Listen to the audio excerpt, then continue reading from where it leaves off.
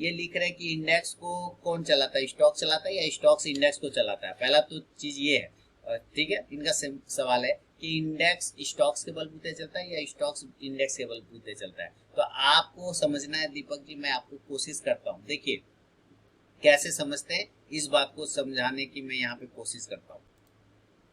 चलिए आप समझ, मैं आपको समझाता हूँ। यहाँ पे देखिए, आपने कहा कि इंडेक्स जो है, इंडेक्स और स्टॉक्स, ये दो पार्ट हो गए, ये दो पार्ट हो गए, ठीक है। इस दोनों में कौन किसको चला रहा है?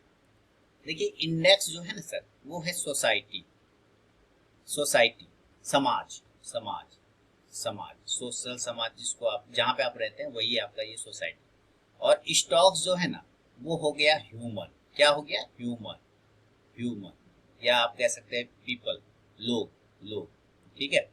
अब आप समझिए, जिस तरह के लोग आपके समाज में मैक्सिमम होंगे, अगर अच्छा लोग होगा, गुड पीपल, बढ़िया आदमी है ना, अच्छा आदमी होगा, तो आपका ये समाज क्या होगा? ये अच्छा समाज कहलाएगा।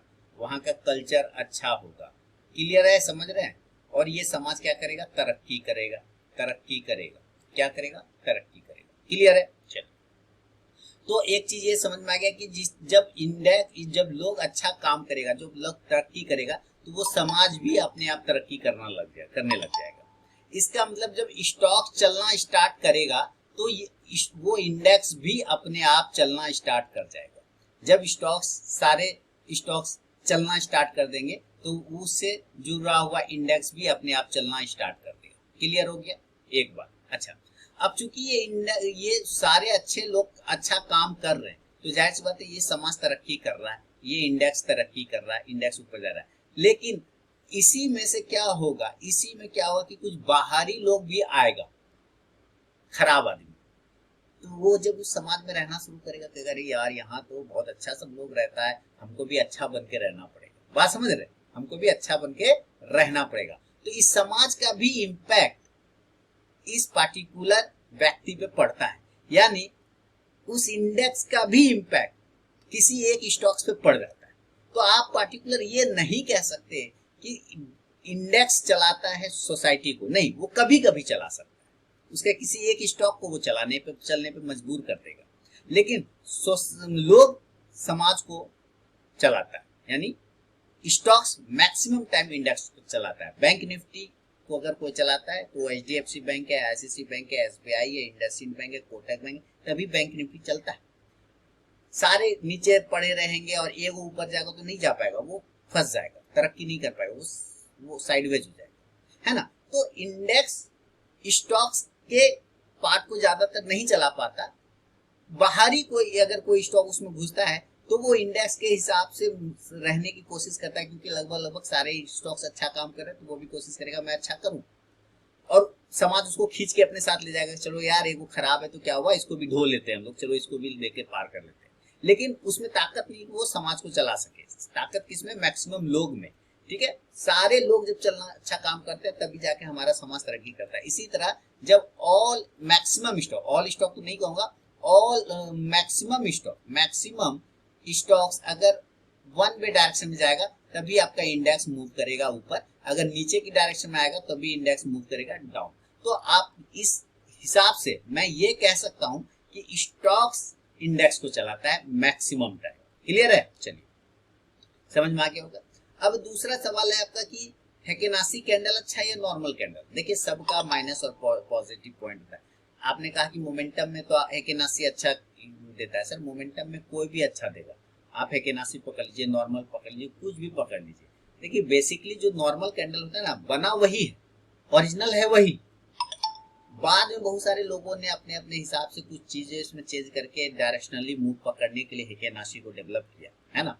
तो डायरेक्शनली मूव तब पकड़ाता है ना जब डायरेक्शन क्लियर नहीं होगा तो कोई भी साइडवेज फेक मूवमेंट करेगा। बात समझ रहे हैं?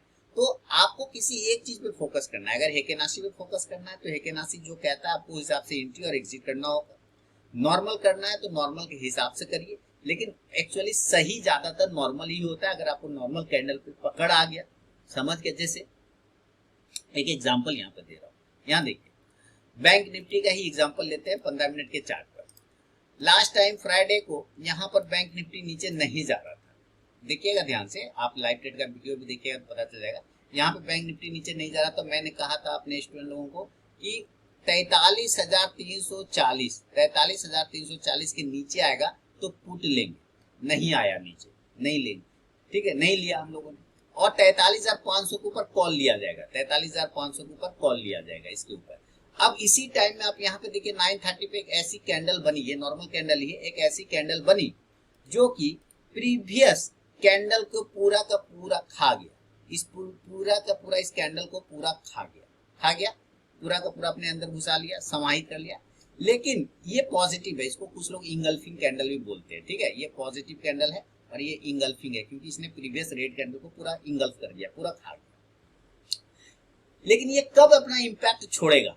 जब ये उस जगह पे बने जहां पे पहले भी कुछ इंपैक्ट बना हो, यानी कि देखिए ये सपोर्ट पे बना, ये सपोर्ट एरिया, ये ऊपर यहां से गया, तो उसी जगह पे ये कैंडल बन रहा है, तो ये अपना इंपैक्ट ज्यादा डालता है।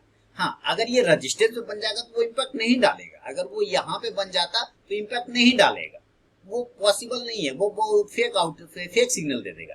लेकिन इस जगह पे बन गया तो इसका इंपैक्ट पड़ा और ये देखिए किस तरह से ऊपर चला गया। तो इस तरह से आप कैंडल की चीजों को भी समझ सकते हैं, ठीक है ना। तो हेकेनासी बढ़िया है या नॉर्मल कैंडल है, इसका आंसर आपको पूरा का पूरा दीपक जी मिल गया होगा। देखिए अच्छा सवाल है आपका, आपने बहुत अच्छा सवाल भेजा और मैंने कोशिश किया आपको समझाने का। बाकी जो लोग नए लोग हैं वो भी सीखिए, समझिए और चीजों को एनालाइज करिए। चलिए आगे बढ़ता हूँ अगला सवाल की तरफ।